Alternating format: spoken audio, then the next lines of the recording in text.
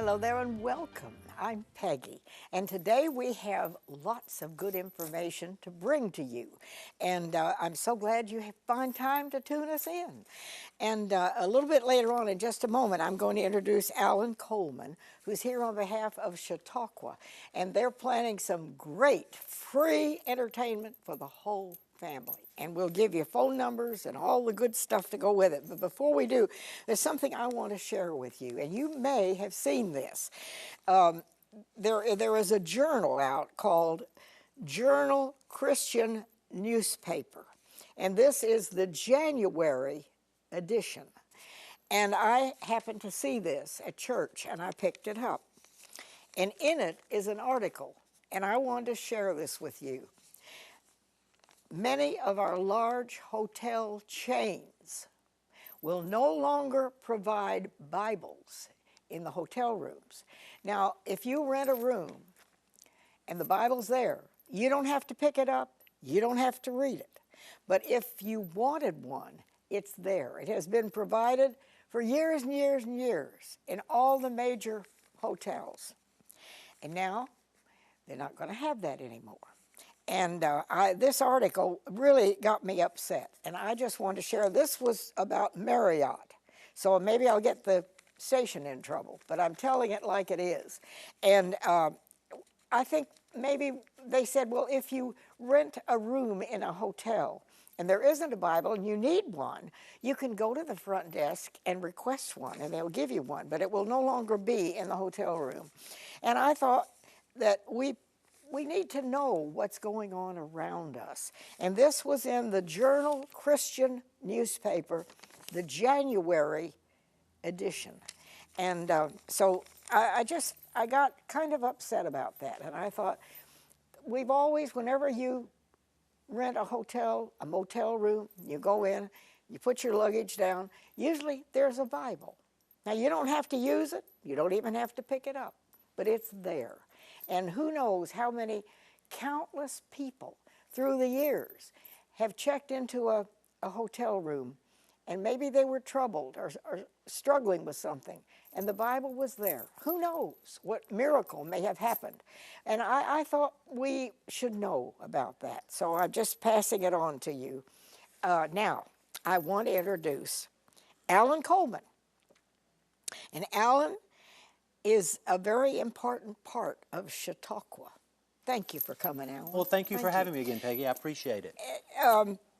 Chautauqua's an old thing.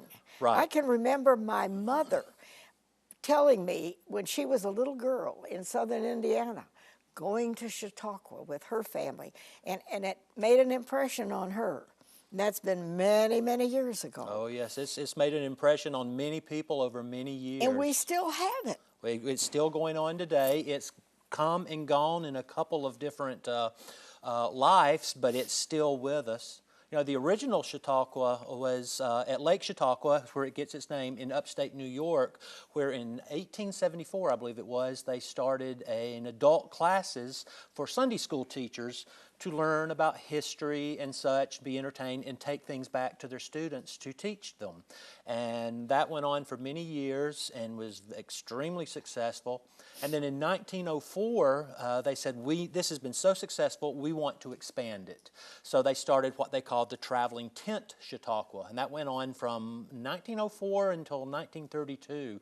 And it traveled all over the country. I think at one time there were about 10,000 communities served with the Chautauqua Tent Show, which was full of entertainment, performers, things for the whole family. Those were the days before TV when people talked to each other. Right? Those were the days before a lot of things, that's right.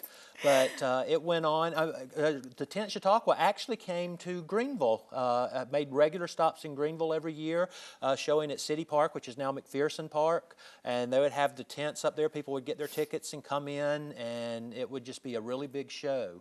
But then after the Great Depression in 1929. Yeah, that was another depression, that's right. In 1929, things started changing. Not only were a lot of families, of course, not as lucrative as they could. They couldn't go out and buy tickets and travel and Yeah. such. So they started listening to the radio, and they would go to a movie, and so the tent show kind of died back. And then we had, of course, the war and the post-war years, and so many things changed. People were watching television and such. But then in the late 60s and in 1970, they started thinking this was such a great thing, and it's a wonderful way to teach history.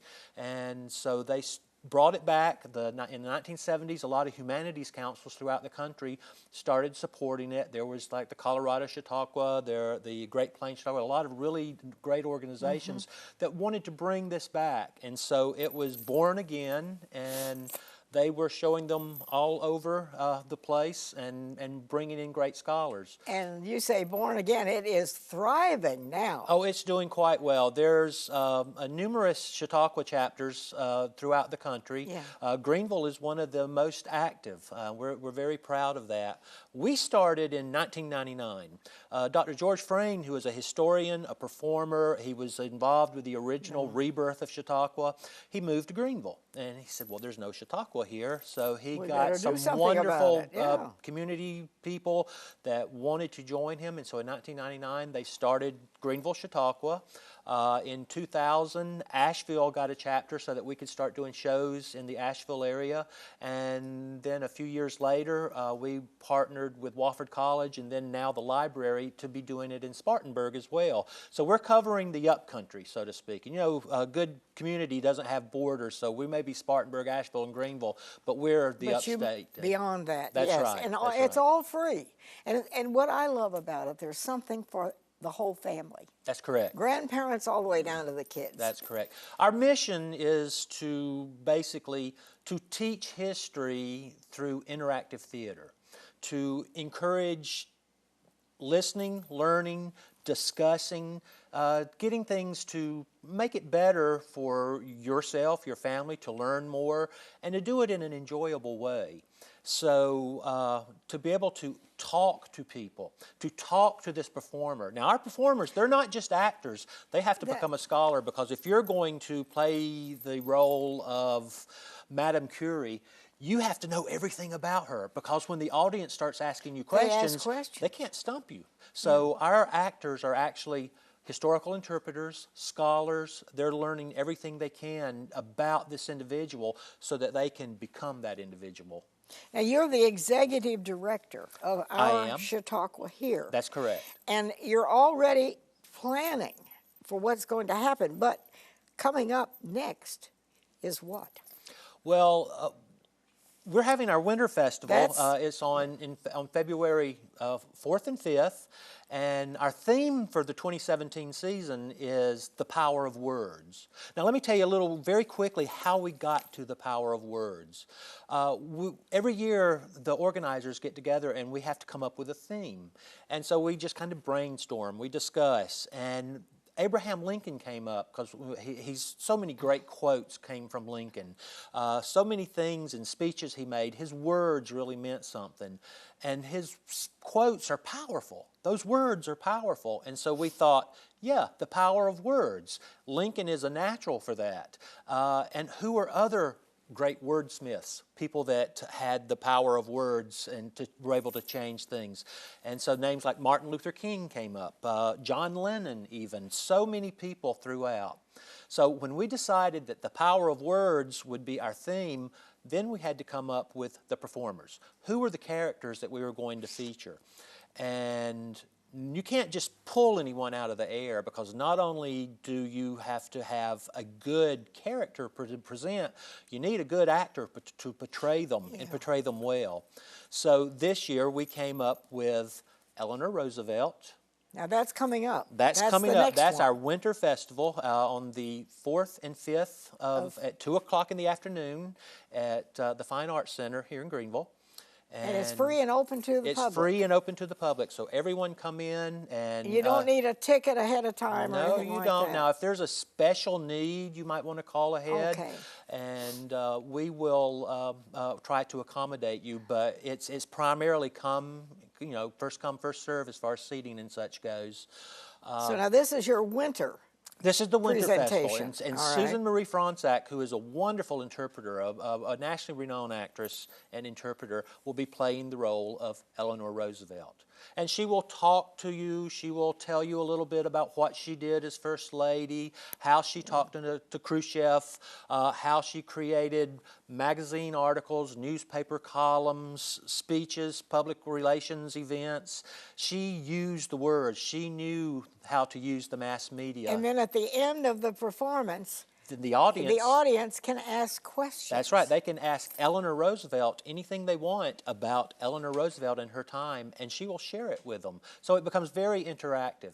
And we love to see it when someone asks an intelligent question. We adore seeing children getting up there that are partaking of this and asking questions so that they can learn more about who Eleanor Roosevelt was and those times. So now this one with Eleanor Roosevelt is coming up February 4th and 5th. 4th and 5th. And on the 5th, I'd like to remind everyone that we will have American Sign Language interpretation for that event. We'll have 2 sign interpreters there so that anyone with any hearing impairments or loss or deafness can come, and they can not only know what Eleanor is saying, they can, at the end, they can ask questions as well, so they can be part of this. So we really try to include everyone in the community that we can. We're wide open. You cross our threshold, it doesn't matter who you are, where you come from.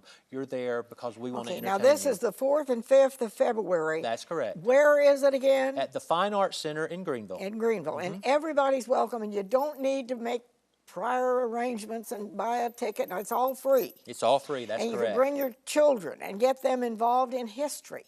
And then you have, now that's winter, and now you're planning for the summer. We're continuing our theme for the power of words, and for 10 days in June in Greenville, Spartanburg, and Asheville, we will be featuring the rest of our characters so that for will this be year. Abraham Lincoln. Abraham Lincoln. One of my heroes. He's wonderful. We'll have Abraham Lincoln.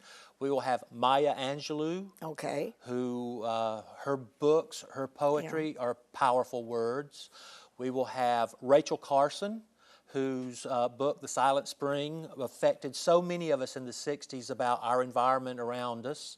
We will have Cesar Chavez, I always tongue-tied myself there, who, with the United Farm Workers, told everyone that yes, you can, and that they could get their rights. He was a social activist, and he brought across so many changes for the workers in California and in the agricultural industries. And finally, one of my favorites of all times, the man that everybody trusts, and we tied onto his words every day at 6 o'clock and 6:30, Walter Cronkite. And I'm very excited about that. But Eleanor Roosevelt, now she'll be here in the winter, but she will not be for the summer festival. So we have 2 festivals going on. So the next one is February 4th and 5th. And then in the summer, there will be lots of good things coming up. And that will be when? In That's June. In June, in June. yes. And we'll find out more about that. But I have the phone number here if you didn't get it.